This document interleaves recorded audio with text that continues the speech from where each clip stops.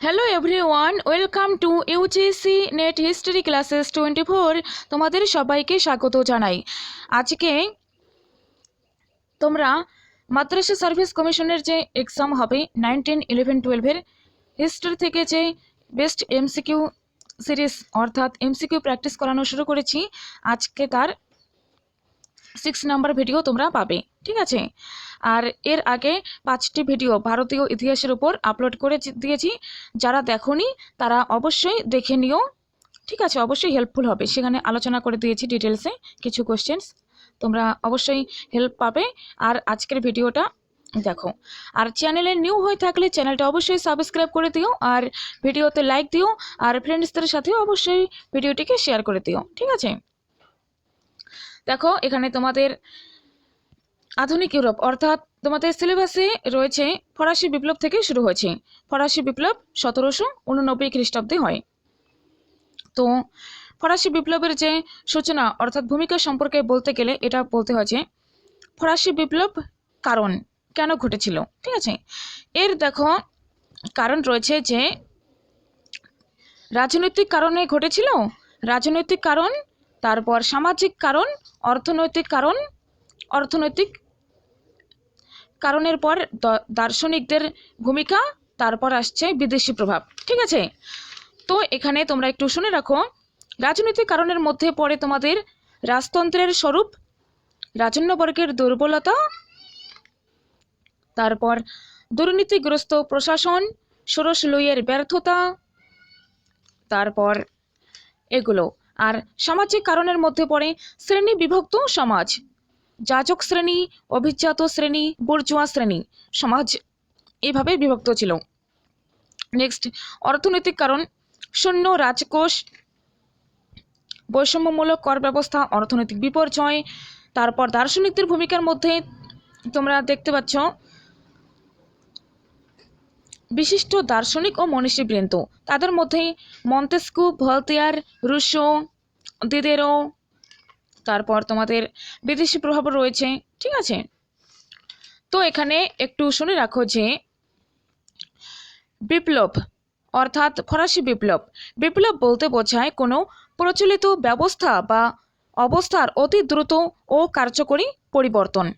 ঠিক আছে, এই অর্থেই 1789 খ্রিস্টাব্দের ফরাসি বিপ্লব পুরাতন তন্ত্রের অবসান ঘটিয়ে ফ্রান্সের সমাজ, রাষ্ট্রনীতি ও অর্থনৈতিক ক্ষেত্রে এক ব্যাপক ও সর্বাত্মক পরিবর্তনের সূচনা করে।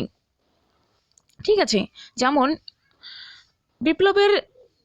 বিপ্লব যে ঘটে তার কারণ হিসেবে বলতে গেলে যে কেবলমাত্র অর্থনৈতিক ক্ষোভ, সামাজিক ক্ষোভ বা রাজনৈতিক হতাশা থেকে বিপ্লব হয় না। ওকে, বিপ্লবের জন্য আরও একটি আবশ্যক শর্ত রয়েছে, যেমন তা হলো মানসিক প্রস্তুতি বা বিপ্লব মনস্কতা। ঠিক আছে, আর এই বিপ্লবের জন্য মানসিক প্রস্তুতি হয়তো কিছুটা অজ্ঞাতসারেই সৃষ্টি করেন ফরাসি বুদ্ধিজীবী ও চিন্তাবিদ দার্শনিক শ্রেণী।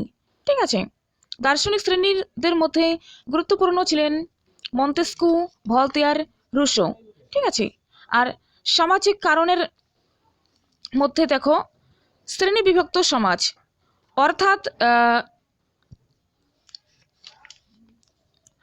হ্যাঁ, রাজনৈতিক কারণটা শুনে রাখো যে যখন সমাজে ফরাসি বিপ্লব ঘটার সময়, হ্যাঁ, ফ্রান্সের জনসাধারণ সেই সময় আর কি 1789 টাইমে ফ্রান্সের জনসাধারণ 3টি সম্প্রদায় বা এস্টেটে বিভক্ত ছিল। ঠিক আছে, 3টি সম্প্রদায় বা এস্টেটে বিভক্ত ছিল। যাজকরা ছিল প্রথম সম্প্রদায়, তারপর অভিজাতরা ছিলেন দ্বিতীয় সম্প্রদায়, এবং মধ্যবিত্ত, ব্যবসায়ী, শ্রমিক, কৃষক সহ দেশের সব সাধারণ মানুষ তৃতীয় সম্প্রদায়ের অন্তর্ভুক্ত ছিল। ভালো করে শোনো যে যাজকরা ছিলেন প্রথম শ্রেণীভুক্ত বা তাদেরকে বলা হতো ফার্স্ট এস্টেট। দ্বিতীয় সম্প্রদায় বা সেকেন্ড এস্টেটে ছিলেন অভিজাতরা। ঠিক আছে, আর তৃতীয় এস্টেট বা তৃতীয় সম্প্রদায় বা থার্ড এস্টেটে ছিলেন মধ্যবিত্ত, ব্যবসায়ী, শ্রমিক, কৃষক সহ সাধারণ মানুষজন। ঠিক আছে, এদের মধ্যে ছিলেন বুর্জোয়া বা মধ্যবিত্ত, কৃষক, শ্রমিক, সাকুলেত বা চালচুলোহীন ভবঘুরে প্রভৃতি। ওকে, বড় শিল্প ব্যবসায়ী, শিল্পপতি, ব্যাংকার, আইনজীবী, চিকিৎসক, শিক্ষকরাও ছিলেন এই তৃতীয় সম্প্রদায়ের অন্তর্ভুক্ত। ঠিক আছে, তো এখন কোশ্চেনে আসি আমরা।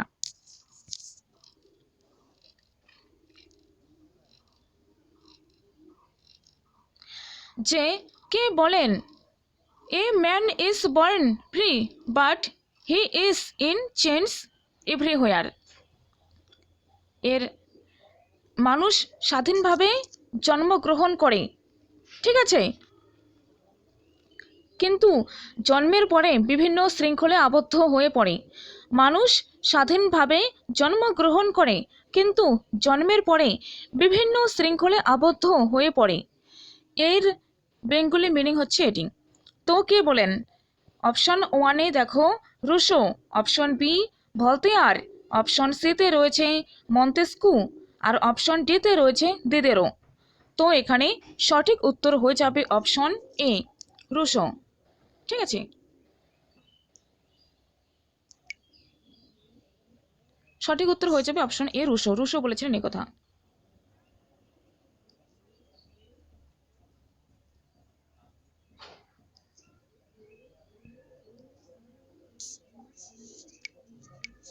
Next question, the social contract কে লিখেছেন? দি সোশ্যাল কন্ট্রাক্ট কে লিখেছেন? অপশন এতে রয়েছে রাইকার, অপশন বিতে রয়েছে রুশো, অপশন সিতে রয়েছে কুইসনে, অপশন ডিতে রয়েছে মোর্স স্টিফেন। তো এখানে সঠিক উত্তর হয়ে যাবে অপশন বি রুশো। রুশো লিখেছেন। ঠিক আছে, তবে এখানে গুরুত্বপূর্ণ কয়েকটি কথা মনে রাখো যে ফরাসি বুদ্ধিজীবী গোষ্ঠীর মধ্যমণি জ্যাক রুশো ছিলেন অষ্টাদশ শতকের একজন প্রকৃত বিপ্লবী। তার লেখা অসংখ্য গ্রন্থের মধ্যে তোমরা মনে রাখবে a discourse on the arts and science, a discourse on the arts and science, the social contract এবং এ ডিসকোর্স অন ইনইকুয়ালিটি। ঠিক আছে, এটি তোমরা অবশ্যই মনে রাখবে। তার মধ্যে সোশ্যাল কন্ট্রাক্ট, এই যে বইয়ের নাম তোমরা দেখতে পাচ্ছ 2 নম্বর কোশ্চেনে, সোশ্যাল কন্ট্রাক্ট, এটি তার বিখ্যাত, সর্বাপেক্ষা বিখ্যাত গ্রন্থ। এখানে তিনি রাজার ঈশ্বর প্রদত্ত ক্ষমতাকে নস্যাৎ করে দিয়ে বলেন যে জনগণই হল রাষ্ট্র ও সমস্ত সার্বভৌম শক্তির উৎস, ঈশ্বর নন। একদিন জনগণের ইচ্ছা বা জেনারেল উইল অনুসারে এক চুক্তির মাধ্যমেই রাজা সিংহাসনে বসেছেন। ঠিক আছে, সুতরাং তিনি স্বৈরাচারী হয়ে এই চুক্তি লঙ্ঘন করলে প্রজা সাধারণ তাকে পদচ্যুত করতে পারবে। রাইট, তো তার সর্বাপেক্ষা বিখ্যাত গ্রন্থ সামাজিক চুক্তি, এটি তোমরা অবশ্যই মনে রাখবে। ঠিক আছে, আর হ্যাঁ এখানে শুনে রাখো ফরাসি বিপ্লব, ফরাসি বিপ্লব হওয়ার যে কিছু গুরুত্বপূর্ণ কথা। ঠিক আছে, জাতীয় মহাসভা, জাতীয় সভা, এটি সম্পর্কে একটু শুনে রাখো যে ষোড়শুলি সিংহাসনে বসেন 1774 খ্রিস্টাব্দে। ঠিক আছে, তো এখানে দেখো যে তোমাদের প্রথমে যে বললাম 3টি শ্রেণী ছিল, তিনটি সম্প্রদায় বা স্টেট ছিল। যাজকরা প্রথম সম্প্রদায়, অভিজাতরা দ্বিতীয় সম্প্রদায়, আর বাদবাকি অর্থাৎ মধ্যবিত্ত, ব্যবসায়ী, শ্রমিক, কৃষক সহ দেশের সব সাধারণ মানুষ তৃতীয় সম্প্রদায়ের অন্তর্ভুক্ত ছিল। তো এখানে দেখো যে সিংহাসনে বসে ষোড়শুলি এক ঘোরতর আর্থিক সংকটের সম্মুখীন হন। ঠিক আছে, আর এই অর্থ সংকট থেকে মুক্তি লাভের লক্ষ্যে তিনি একের পর এক তুর্গ, নেকার, ক্যালন, ব্রিয়া প্রমুখকে অর্থমন্ত্রী হিসেবে নিযুক্ত করেন। তারা সকলেই অভিজাতদের উপর কর আরোপের প্রস্তাব দেন। অভিজাতদের আপত্তিতে তা সম্ভব হয়নি। ঠিক আছে, শেষ পর্যন্ত 1616 স্টেটস জেনারেল বা জাতীয় সভার অধিবেশন আহ্বান করতে বাধ্য হন। আমি এখানে এই কথাগুলো বলছি কারণ এগুলো তোমরা একটু বুঝে নিলে বা জানলে, তোমরা তো পড়ছই, আমি একটু বলে দিলে তোমাদের সুবিধা হবে। ঠিক আছে, তো বলছি যে তিনি তো সভার অধিবেশন আহ্বান করতে বাধ্য হলেন। আর এই যে অধিবেশন, সেটি ফরাসি জাতীয় সভার অধিবেশন বসে দীর্ঘ 175 বছর পর। ঠিক আছে, আর এই সভায় মোট, বিভিন্ন বইতে বিভিন্ন পাওয়া যায় যে এই সভায় মোট ধরো তোমাদের যত পার্সেন্ট আর কি সদস্য ছিল, তার মধ্যে বেশিরভাগই ছিলেন আর কি যাজক প্রতিনিধি। ঠিক আছে, তো দেখো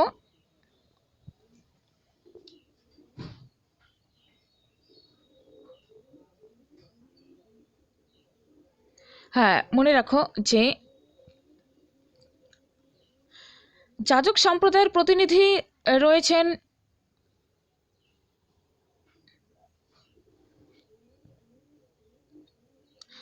308, তারপর অভিজাতদের 285, তৃতীয় স্টেটের অর্থাৎ প্রতিনিধির সংখ্যা 621। ঠিক আছে, বা তোমরা এমন দেখতে পারো যে 300, 291 আর 610। ঠিক আছে, তো এটি কোনো ব্যাপার না, তোমরা শুনে রাখো যে সভাতে মোট সদস্য নির্বাচিত হন 1214 জন।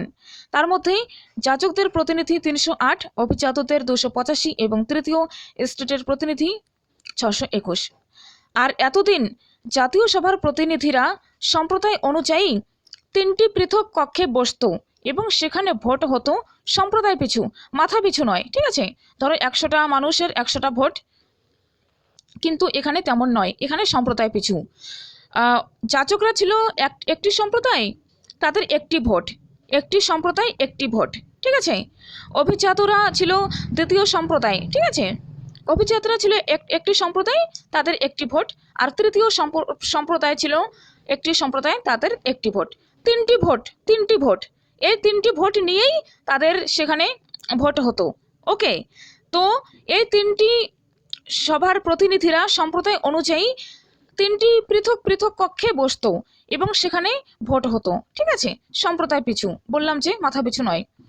আর এখানে খুবই গুরুত্বপূর্ণ কথা আছে, যাজক, অভিজাত ও মধ্যবিত্ত 3টি সম্প্রদায়ের 3টি ভোট। ঠিক আছে, তো যাজক ও অভিজাতদের স্বার্থ অভিন্ন হওয়ায় তাদের মিলিত ভোট হতো 2টি। ঠিক আছে, তারা তো সুবিধাভোগী শ্রেণী ছিলই প্রথম থেকে। আর তৃতীয় সম্প্রদায়ের ভোট ছিল একটি। ধরো 3টি ভোট, 3টি সম্প্রদায়ের 3টি ভোট।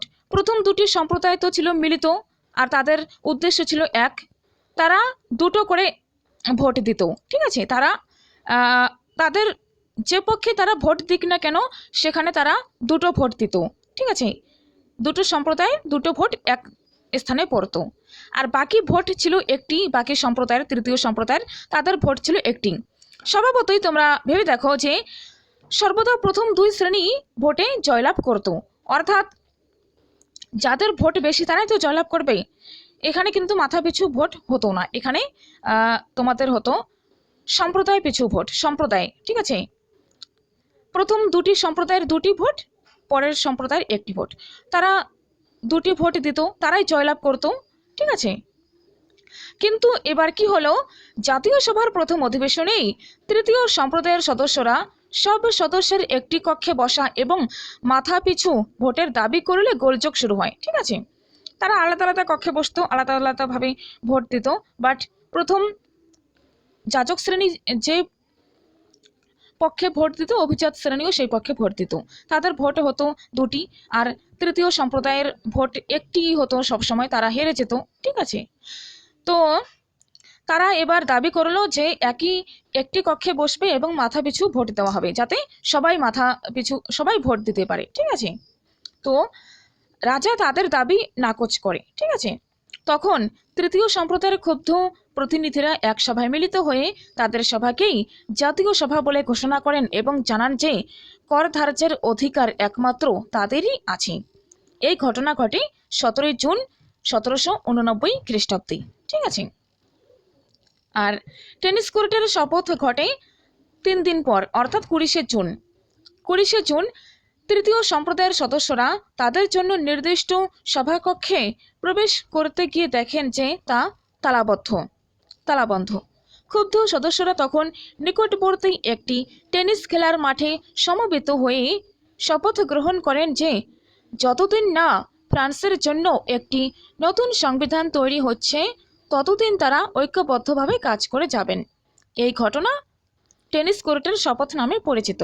আর এখানে শুনে রাখো যে শেষ পর্যন্ত 27শে জুন ভীত ও হতাশাগ্রস্ত রাজা 3 সম্প্রদায়ের একত্রে অধিবেশন এবং মাথাপিছু ভোটের দাবি মেনে নেন। ওকে, তবে এখানে মনে রাখো যে আবেসিয়াস একজন যাজক হয়েও নির্বাচিত হয়েছিলেন 3য় শ্রেণীতে, আর মিরাবো একজন অভিজাত শ্রেণীভুক্ত হয়েও তিনি 3য় শ্রেণীর প্রতিনিধিত্ব করেছিলেন। ঠিক আছে, কারণ যাজক সম্প্রদায়ের প্রতিনিধি ছিল মাত্র 308, অভিজাতদের 285, আর 3য় সম্প্রদায়ের লোকজন অর্থাৎ প্রতিনিধির সংখ্যা ছিল 621। তো এখানে যদি সম্প্রদায় পিছু ভোট না হয়ে মাথা পিছু ভোট হয় তাহলে তো এখানে আমরা বুঝতেই পারি সহজেই যে 3য় শ্রেণী অর্থাৎ থার্ড এস্টেট তারাই তো জিতবে, তাই না? কিন্তু এখানে প্রথম 2 সম্প্রদায় ছিল প্রিভিলেজড অর্থাৎ সুবিধাভোগী, আর পরের যে 3য় স্টেট অর্থাৎ 3য় সম্প্রদায় তারা সুবিধা পেত না। ঠিক আছে, অধিকারহীন ও সুযোগ সুবিধা বঞ্চিত শ্রেণী তারা ছিলেন। ওকে, তো এখানে দেখো ফরাসি বিপ্লবের মূল আদর্শ কি ছিল?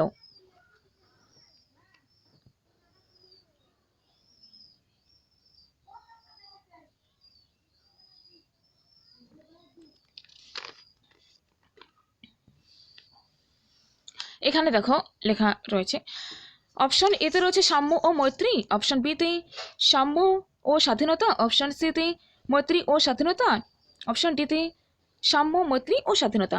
তো এখানে ফরাসি বিপ্লবের মূল আদর্শ ছিল সাম্য মৈত্রী ও স্বাধীনতা। সঠিক উত্তর হয়ে যাবে অপশন ডি। ওকে, তো নেক্সট কোশ্চেন দেখো, অ্যাসাইনেট কি? এক প্রকার কাগজের নোট, নাকি ধাতব মুদ্রা, নাকি প্রাচীন মুদ্রা, নাকি প্লাস্টিকের নোট? তো যেমনটা বললাম আর কি, যখন তারা জাতীয় সভা বলে ঘোষণা করে অধিবেশন বসে, ঠিক আছে, তারপর সংবিধান সভা দ্বারা গঠিত করে। ঠিক আছে, 1791 খ্রিস্টাব্দের সংবিধান। 2 বছর 1789 থেকে 91 2 বছরের চেষ্টা সংবিধান সভা ফ্রান্সের জন্য একটি সংবিধান রচনা করে। এই সংবিধান 1791 খ্রিস্টাব্দের সংবিধান নামে পরিচিত, আর এটি ছিল ফ্রান্সের প্রথম লিখিত সংবিধান। ওকে, তো এখানে এর কাজ কি ছিল? তো তার মধ্যে শাসন কি সংস্কার করবে? শাসনতান্ত্রিক সংস্কার, অর্থনৈতিক সংস্কার, বিচার বিভাগীয় সংস্কার, গির্জার পুনর্গঠন। তো এখানে অর্থনৈতিক সংস্কার থেকে একটা কোশ্চেন যে অ্যাসাইনেট কি? তো এখানে সঠিক উত্তর হয়ে যাবে অপশন এ। অ্যাসাইনেট হলো কাগজের মুদ্রা, কাগজের নোট। ওকে, নেক্সট কোশ্চেন দেখো, ফ্রান্সে ধর্মকরকে কি বলা হতো? ফ্রান্সে ধর্মকরকে কি বলা হতো? অপশন 1 বলছে টেইলি, অপশন বিতে বলছে ক্যাপিটেশন, অপশন সিতে রয়েছে টাইথ, অপশন ডিতে রয়েছে কোনোটি নয়। তো আনসার বলো, সঠিক উত্তর কি হবে? সঠিক আনসার এখানে সঠিক উত্তর হয়ে যাবে অপশন সি, টাইথ। ঠিক আছে, option C is the right answer. Next question দেখো, ফ্রান্সে লবণ করকে কি বলা হতো? অপশন এতে রয়েছে স্যাম্পার্থ, অপশন বিতে বলছে গাবেল, অপশন সিতে বলছে আইটস, অপশন ডিতে বলছে টাইথ। তো এখানে সঠিক উত্তর হয়ে যাবে অপশন বি, গাবেল। ফ্রান্সে লবণ করকে গাবেল বলা হতো, তোমরা এটি মনে রাখো। Next question, the Persian letters গ্রন্থটির রচয়িতা হলেন? দি পার্সিয়ান লেটার্স গ্রন্থটির রচয়িতা কে? অপশন এতে রয়েছে রুশো, অপশন বিতে রয়েছে ভলতেয়ার, অপশন সিতে রয়েছে কুইসনে, অপশন ডিতে রয়েছে মন্তেস্কু। তো এখানে সঠিক উত্তর হয়ে যাবে অবশ্যই অপশন ডি, মন্তেস্কু। দি পার্সিয়ান লেটার্স লিখেছেন মন্তেস্কু। আর এই পার্সিয়ান লেটার্সের মধ্যে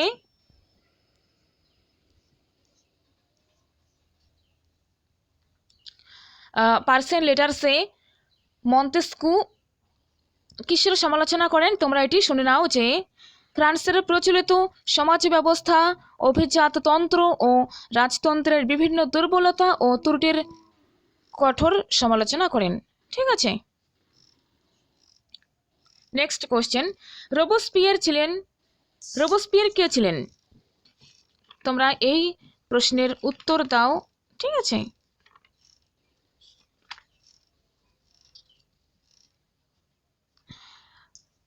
জ্যাকোবিন দলের নেতা, নাকি জিরোন্ডিন দলের নেতা, নাকি নরমপন্থী, নাকি সমাজতান্ত্রিক দলের নেতা? তো এখানে সঠিক উত্তর হয়ে যাবে অপশন এ, জ্যাকোবিন দলের নেতা। ঠিক আছে, option A.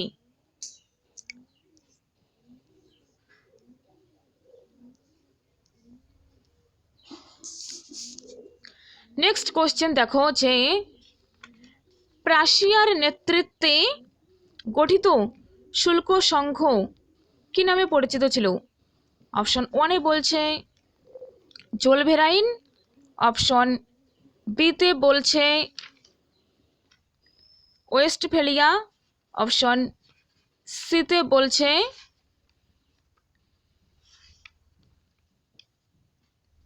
Confederation of Rhine, option ডিতে বলছে কোনোটিই নয়। তো তোমরা এখানে সঠিক উত্তর দাও।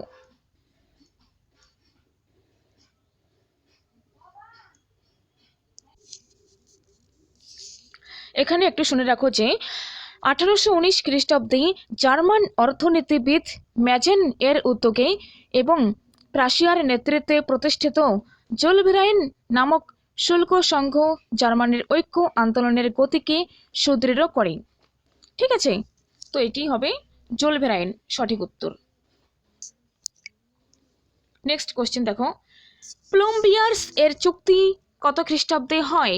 1858 খ্রিস্টাব্দে, নাকি 1854 খ্রিস্টাব্দে, নাকি 1856 খ্রিস্টাব্দে, আর ডিতে রয়েছে 1860 খ্রিস্টাব্দে। তো এখানে সঠিক উত্তর দেবার চেষ্টা করো।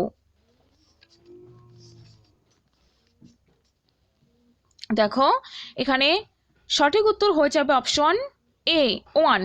1858 খ্রিস্টাব্দে প্লম্বিয়ার্স এর চুক্তি হয়।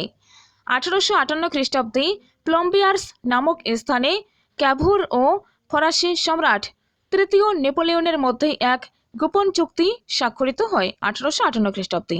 আর এই চুক্তি প্লম্বিয়ার্সের চুক্তি নামে খ্যাত। ওকে, এখানে তোমরা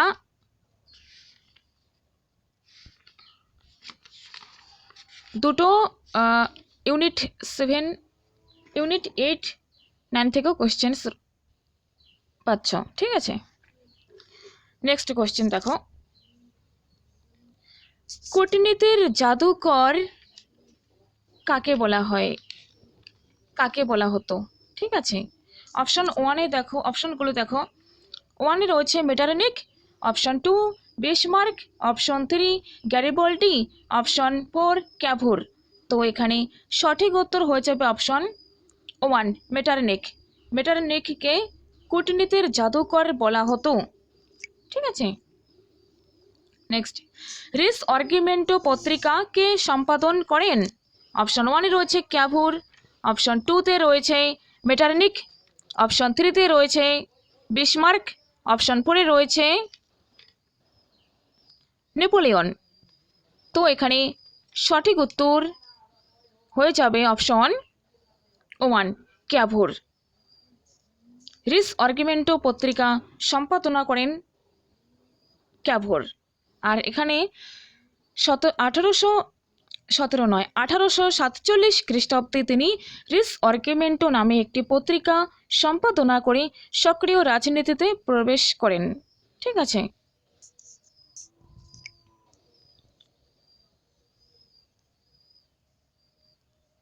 তো থ্যাংক ইউ এভরিওয়ান, আর চ্যানেলটা সাবস্ক্রাইব করে রাখো। আর তোমরা মাদ্রাসা সার্ভিস কমিশনের 19, 11, 12-এর জন্য রেগুলার ভিডিও পাবে। ঠিক আছে, এমসিকিউ প্র্যাকটিস করানো হবে। আর ভিডিওটি কেমন লাগলো অবশ্যই কমেন্ট করে জানিও। ঠিক আছে, আর থ্যাংক ইউ সো মাচ, ভালো থেকো, দেখা হচ্ছে নেক্সট ভিডিওয়ে।